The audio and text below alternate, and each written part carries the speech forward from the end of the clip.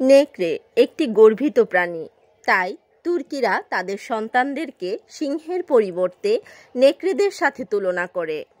নেকড়ে একমাত্র প্রাণী যে তার স্বাধীনতার জন্য কখনো আপোস করে না এবং কারো দাস হয় না, তবে ধরা পড়ার দিন থেকে খাবার গ্রহণ বন্ধ করে দেয়।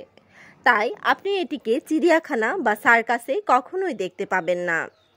নেকড়ে কখনো মৃতকে খায় না। নেকড়ে মাহরাম অর্থাৎ মা বোনের দিকে তাকায় না। নেকড়ে তার মা বোনকে বাকি প্রাণীদের থেকে সম্পূর্ণ আলাদা জানে এবং খারাপভাবেও দেখে না। নেকড়ে তার স্ত্রীর প্রতি এতটাই অনুগত যে অন্য কারো সাথে তার সম্পর্ক নেই। একইভাবে বিশ্বাসী, অর্থাৎ তার স্ত্রী একইভাবে নেকড়ের প্রতিও অনুগত। নেকড়ে তার আদর্শ সন্তানদের জন্ম দেয়, যাদের মা বাবা একই থাকে। যদি দম্পতির মধ্যে একজন মারা যায়, অন্যজন অন্তত 3 মাস মৃত্যুর জায়গায় দাঁড়িয়ে থাকে।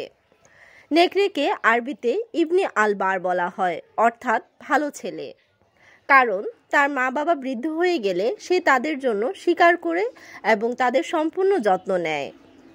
সেজন্য তুর্কি এবং মঙ্গোলরা তাদের সন্তানদেরকে সিংহের পরিবর্তে নেকড়েদের সাথে তুলনা করে।